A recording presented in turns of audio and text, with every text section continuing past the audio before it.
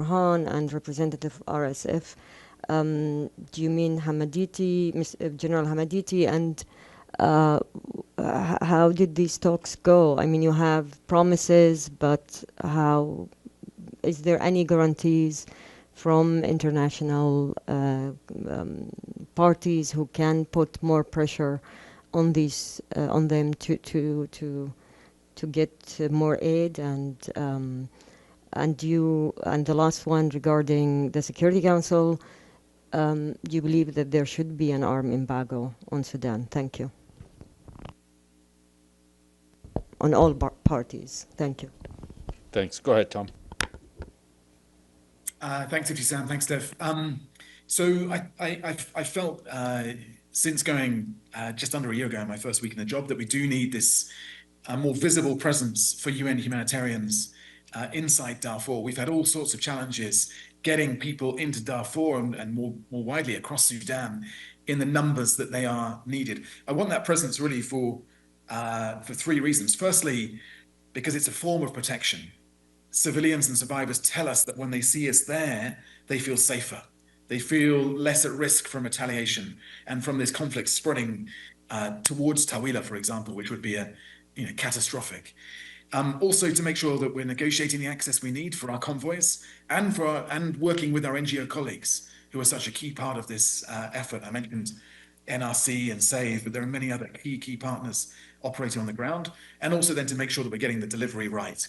Because of the aid cuts, we're having to hyper-prioritize the work we do, and that means we need those people on the ground really making sure that aid gets where it's needed.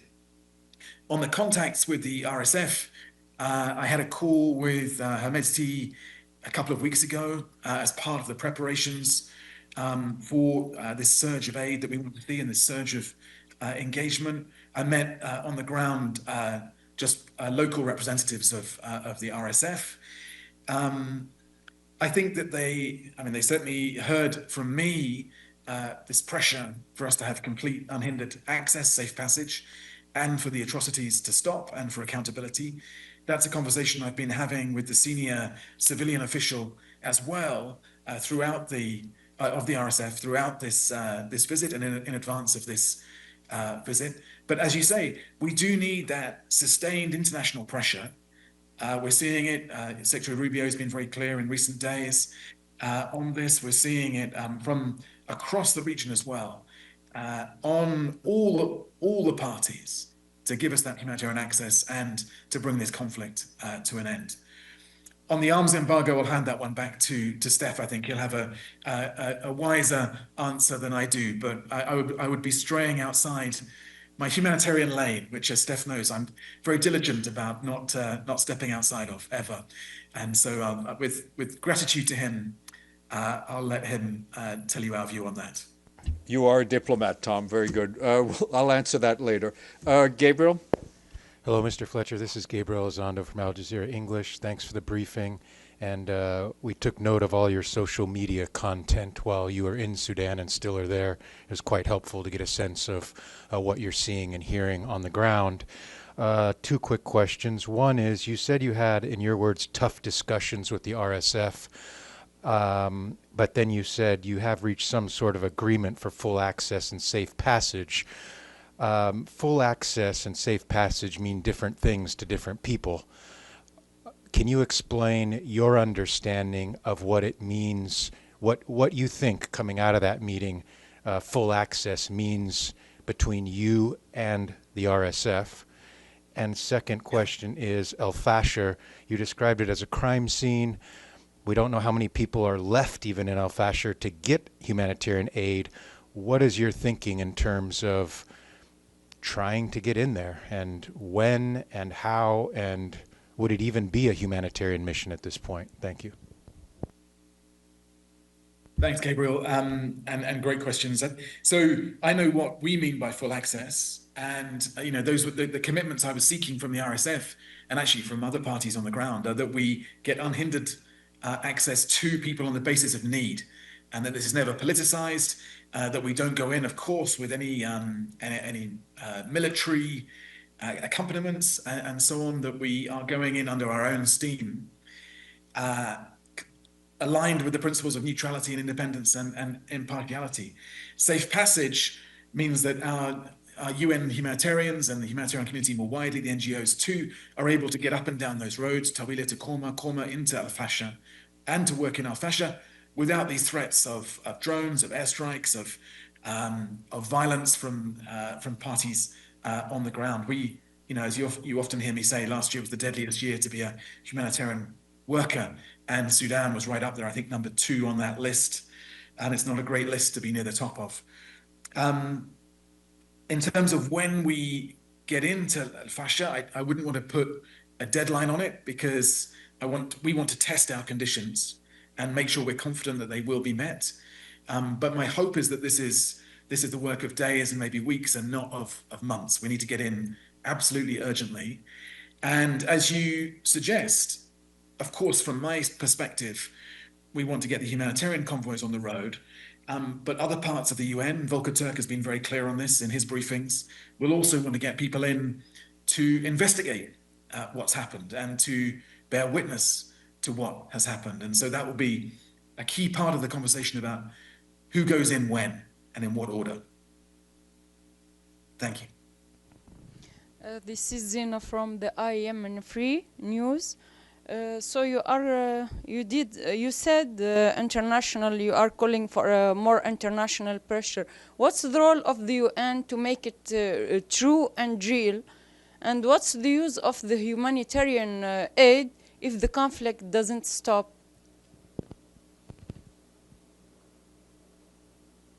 Yeah, I think that's oh, have I lost you, Gina? Did you have more, Zina? Go ahead. Okay. So yeah, we need that sustained international pressure. This has been my key message really to the member states and the Security Council. I think we are seeing more of that now, but with the emergence of the Quad and the substantive work that they've been doing, of course, the work that Special Envoy Lamamra is leading as well. We need just that sustained pressure on all the actors to demonstrate that this has gone on too long, and that the methods of war, the level of impunity around this conflict is utterly unacceptable. Zina, sorry, you cut out. I missed the second half of your question. What's the use of the call of on more passage of the humanitarian aid if the conflict doesn't stop itself? How you are acting as the United Nations to make it true and stop this conflict? Yeah, absolutely. And that's such a key question. We can't just be endlessly the sticking plaster that's responding to a conflict that shouldn't be so hard to stop. I know how complex it is, that the politics around this are fiendishly difficult, the regional dynamics. But as I said to the Security Council the other day, they've got to compare themselves to previous generations of Security Councils, previous generations of diplomats, future generations of diplomats. Would they have found it so difficult to end this conflict? And I know that so many people, including our colleague, Mr. Lamamra, are working incredibly hard on that. But this, I feel this everywhere. This is a factor of our work globally right now, that we humanitarians, we're the ambulance that goes into these crises to try and help the survivors. But effectively now, in the absence of sustained international engagement, the world is also then saying to us, could you also be the firemen, the fire people, and put out the fire as well? But it's doing that while saying, but by the way, we're not going to put much water in your fire engine, and the fire engine will get shot at as it heads out towards those survivors and civilians. So this is getting really hard, and humanitarians are getting pulled into political situations and processes that aren't our core business. We are meant to be the ambulance. We're not meant to be the ones putting the fire out. Dulcie, and then Deji, and then... Hi, this is Dulcie Lineback from Pest Blue. I wondered if you saw in your travels the emergency response rooms. Are they still operating in Darfur? Thanks. Yeah, great people, great colleagues, and I was there. I went to see them in Korma, and just incredibly courageous colleagues doing vital work. It's a reminder that because it's been so difficult often for the international community to really engage on the ground as close as we should be to those we serve. You know, the real front line of this effort is those national community-based NGOs. And one of my objectives as ERC is to ensure that we are getting half of our funding through our pooled funds to national NGOs, local NGOs, because we really have to, this is such a tough time for the community as a whole, but we have to make sure that those people on the front line are getting the financial support that they need.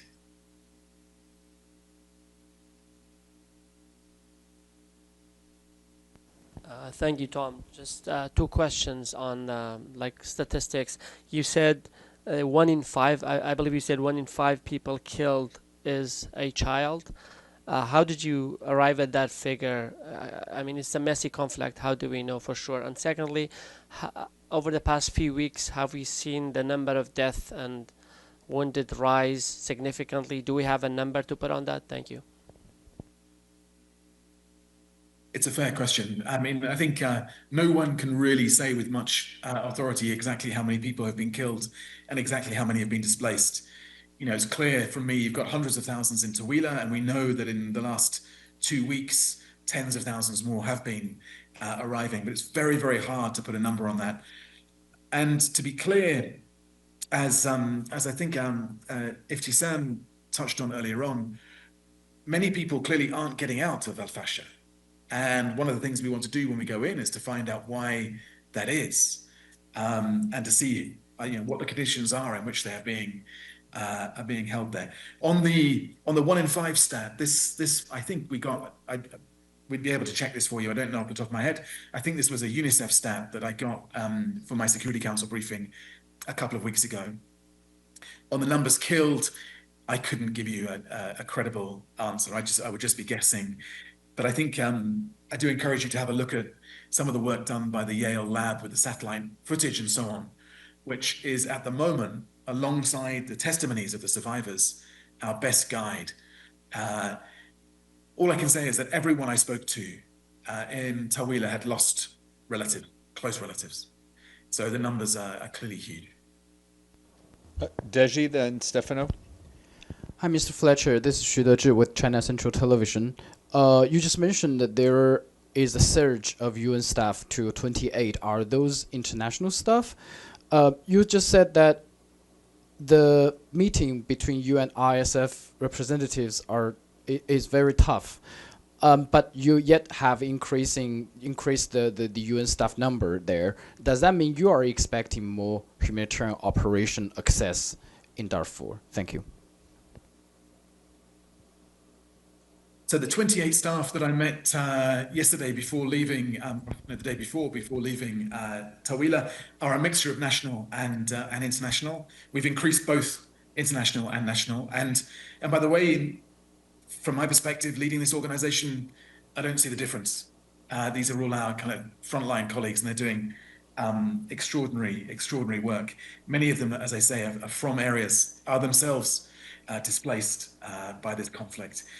And yeah, I think the surge of staff into Darfur is a recognition of the scale of the need, but also our determination that we will get access to areas that we haven't previously had access to, haven't had permission to get access to. And it's my job and the job of our outstanding humanitarian coordinator, Denise Brown, and the team to be working flat out on those access issues. It's one of the most complex places to get access to those we need to reach, but we're determined to do it. Thank you. Stefano? Thank you, Mr. Fletcher. About 2 weeks ago, you were at the Security Council. You said that Sudan represents a failure of protection, with aid blocked and civilians dying. Isn't it time to acknowledge the humanitarian appeals are no longer enough? Should the international community move toward responsibility to protect? And if not now, when? I think that's a very fair question, Stefano. I think we're clearly seeing that the humanitarian appeals, 32% funded, clearly not going to be enough to even begin to meet these massive massive needs. I'm sure there's a more official answer, but I personally have always been a big fan of responsibility to protect. But ultimately, this is a challenge for the international community and for the member states. I don't have the means to go in there and protect civilians from what is happening to them. It's the Security Council and the international community that's going to have to do its work on that. I understand. Just a quick follow-up. I understand. Of course, you don't, and also the Secretary General doesn't. But you have a voice, and at this point, when you ask for help, humanitarian help, we need access. All this, I think, is a distraction, because at this point, the people don't need. I mean, yes, they're starving, but before starvation, they need blue helmet on the field to protect them. Everything else is something that comes after, because they're dying. You can't feed a person that is dead. I completely understand the question, Stefan, and I take your point, but I'm not going to somehow stop humanitarian operations and let more people die while I wait for member states, international community to think about blue helmets or other ways of stopping this conflict. I have to deal with the reality on the ground as we find it, and that means we'll save as many lives as we can in the conditions in which we're allowed to operate. Now, I desperately hope that those conditions get better and that there is that sustained international engagement to end this conflict, open up humanitarian space. But I can't, and the people that we're here to serve can't wait for that. Thank you. One last question, Zainab, please. It's follow-up question. You mentioned flow of arms, and we believe that there are major forces, foreign forces, who are feeding these arms. Did you, as representative of the UN, suggest any sanctions on both parties to stop or the major forces who are feeding them arms? Look, I'm clear from my first visit, but also particularly from this visit, the last thing Sudan needs right now is more guns and bullets. It needs aid and protection for the survivors. So I do think that we should have full accountability. There should be accountability for the people firing the weapons. There should be accountability for the people giving the orders. And those providing the weapons need to take a long look at themselves in the mirror. A long, long look at themselves in the mirror and start to act responsibly. Did you suggest any sanctions, you as a representative of the UN? No, that's outside my my pure humanitarian furrow that I'm very keen to stay in. Great. On that note, Tom, thank you. We know you've had a grueling week, if not more. We wish you all the best, and thank you really for taking the time out for briefing us. And again, as a reminder, Tom was speaking to us from Adre, the crossing between Chad and Sudan. And Tom, we wish you safe travels and see you back in person very soon. Thank you. Thank you, Steph. Thank you, colleagues. See you soon. Great, thank you. And just to note, we shared with you, we should be sharing with you shortly by email a link to a lot of the video that was made available by Tom over the last week, so to help you with your coverage. Just to note that we have a senior personnel appointment today, which is not a surprise, as it's been hinted, but it is now official. Today, the Secretary General, following consultations with the Executive Board of the UN Development Program, wrote to the President of the General Assembly requesting the General Assembly to confirm Alexander De Croo of Belgium as the new administrator of UNDP for a term of 4 years. The General Assembly confirmed the nomination today. Mr. De Croo succeeds Achim Steiner of Germany, to whom the Secretary General is grateful for his leadership and commitment to the organization. He also wishes to express his appreciation to Hao Liang-shu, Associate Administrator of UNDP, who's been handling the interim and will continue to do so until Mr. De Croo's arrival. Just as background, Mr. De Croo has dedicated much of his career to public service, advancing global solidarity, combining political leadership, development cooperation, innovation.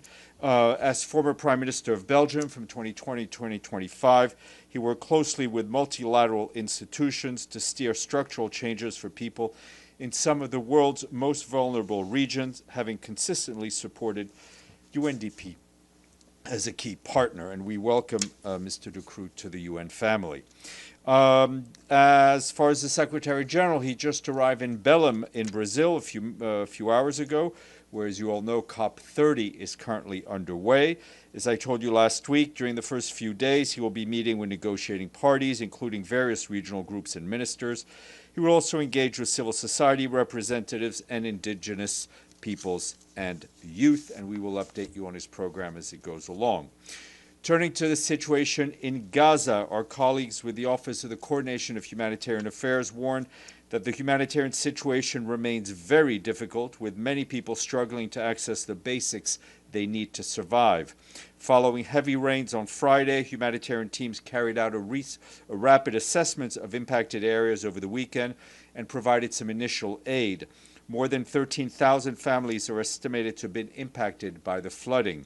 According to our partners working on shelter over the weekend, they helped distribute at least 9,000 tents, 83,000 tarpaulins, and 59,000 blankets, with thousands more planned in the coming days.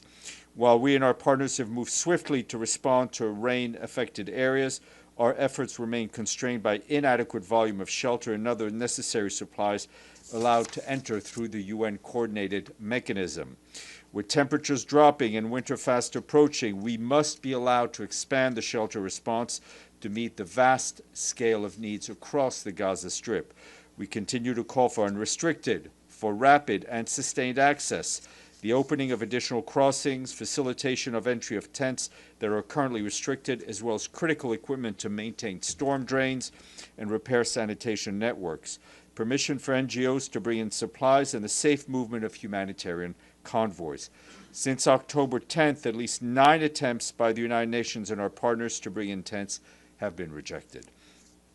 Our partners working on food security report that with the volume of food parcels entering Gaza having increased in recent days, they plan to resume the distribution of 2 food parcels and 1 bag of flour across the Strip. Earlier this last week, distribution in the north had to be limited to high-energy biscuits and 1 bag of flour because partners working in to bring supplies were facing impediments, including the deprioritization of humanitarian cargo at crossings, customs clearance delays, and lack of access to northern crossings. Meanwhile, our colleagues working on efforts to remove rubble and debris from roads and communities tell us they've cleared 100,000 tons of debris since the ceasefire came into effect. However, nearly 58 million tons of debris and rubble remain spread across the Gaza Strip, and only half of that amount is currently accessible. We and our partners continue to collect supplies daily from crossings. Over the weekend, we and those who are working with us started collecting supplies that had been offloaded at the Zikim crossing, and we're bringing them into Gaza. This is after 2 months when that crossing had been closed.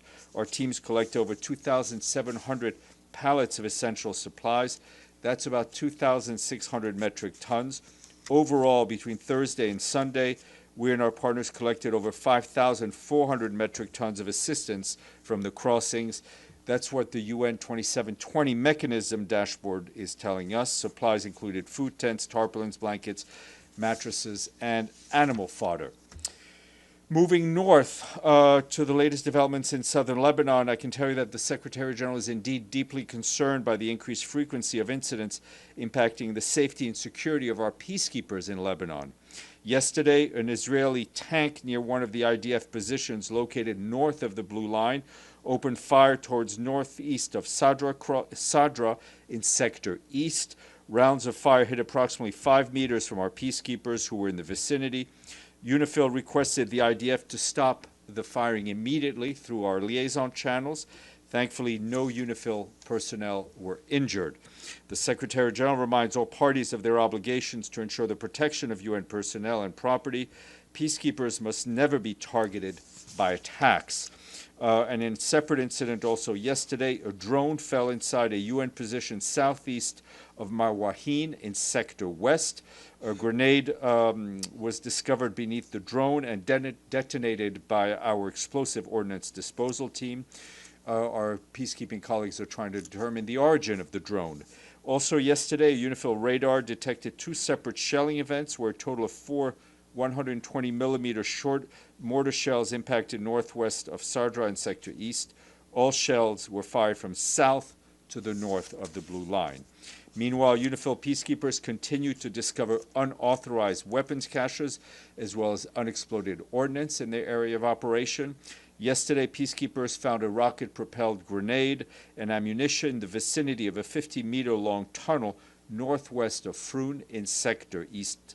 UNIFIL marked the area, and as they do, they informed the Lebanese armed forces about their find for disposal. Back here, the Security Council is holding an open debate today on conflict-related food insecurity, a critical issue. Just in the past year, the Famine Review Committee has confirmed famine on 3 separate occasions, twice in Sudan and once in Gaza. This marks the first time that conflict-driven famine has been confirmed more than once in a single year. Briefing the Council, our Deputy Secretary General, Mina Mohammed, emphasized that war and hunger are intertwined, with starvation increasingly used as a weapon. She noted that while global military spending reached $21.9 trillion over the past decades, ending hunger by 2030 would cost $93 billion. For her part, Joyce Masuya, our Assistant Secretary General for Humanitarian Affairs, urged Council members to use their leverage to address hunger and conflict, calling for stronger policies and practices to protect civilians and facilitating humanitarian action. Maximo Torero, the chief economist of the Food and Agriculture Organization, told the Council that food insecurity is no longer just a humanitarian challenge, but a matter of global peace and security, waiting for famine to occur before acting and before it is too late. Turning to Ukraine, our OCHA colleagues report that hostilities over the weekend caused dozens of civilian casualties and further disrupted critical services amid cold weather. According to authorities, widespread attacks between Saturday and this morning killed at least a dozen civilians and injured more than 60, including 5 children. In the town of Balaklia in the Kharkiv region, a missile strike killed 3 civilians and injured 15 more, among them 5 girls. Additional casualties were reported in Chernihiv, Dnipro, Donetsk, Kharkiv, Kherson, Sumy, and Zaporizhzhia. Humanitarian organizations responded immediately after a deadly attack in Balaklia, where they delivered bottled water, snacks, hygiene items, blankets, and construction material, and also offered mental health support. Authorities and our partners report that residential buildings and critical infrastructure were damaged along the front line. In the region of Odessa, a drone attack left more than 30,000 households without electricity, while strike in the Chernihiv region disrupted power in several communities. Scheduled power outages continued across much of Ukraine following recent attacks.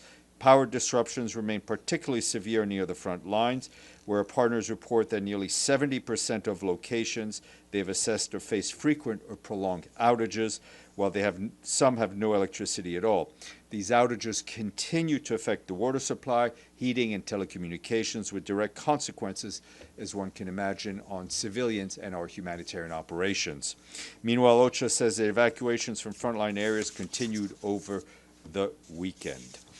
And a quick update from our peacekeepers in Abyei. The UN Interim Security Force for Abyei, UNISFA, reports it's completed repairs on maintenance on the Banton Bridge over the River Kir. This bridge is a vital link between Abyei's central and southern villages and an important route for trade with South Sudan. The bridge had been unsafe for months, restricting civilian movement, access, and the patrols of our peacekeepers. Separately, UN peacekeepers also cleared a route from the northern checkpoint to Amiet Market by removing stranded vehicles and repairing rain-damaged road sections. You will have seen the Security Council on Friday extended the mandate of the peacekeeping force for another year. And while Hurricane Melissa has moved on, we're starting to uncover even more lasting consequences. Our colleagues at UNICEF tell us that 3 weeks after the storm hit the Caribbean, nearly 477,000 children are experiencing significant disruptions in their schoolings. That's in Cuba, Haiti, and Jamaica. With many schools damaged or closed, children have been forced to miss classes or study temporary spaces that may not be equipped for proper learning. In response, UNICEF, working with local governments and partners, are delivering supplies and are trying to rehabilitate damaged schools. In Cuba, UNICEF has pre-positioned supplies to reach 21,000 students, including school kits. They're also supporting efforts for rehabilitation there. And in Haiti, UNICEF provided 2,800 school kits in South and NIPS departments, and additional actions are planned in the coming weeks. And in Jamaica, the agency has provided teaching and learning material along with up to 100 temporary learning spaces to support 10,000 children. Our colleagues call on donors to protect education by mobilizing money to address the most urgent of the children's needs. More details online. Just to flag that at 1:15 this afternoon, the Deputy Secretary General will be one of the speakers at the dedication of the Flowers of Srebrenica Memorial just outside the building in the garden overlooking the East River. You're all invited to attend. Bosnia and Herzegovina donated the Flower of Srebrenica Memorial to the Secretariat earlier this year as part of the Srebrenica Genocide and UN Outreach Program. The permanent memorial forms an integral part of the Srebrenica Genocide and UN Outreach Program, which engages visitors in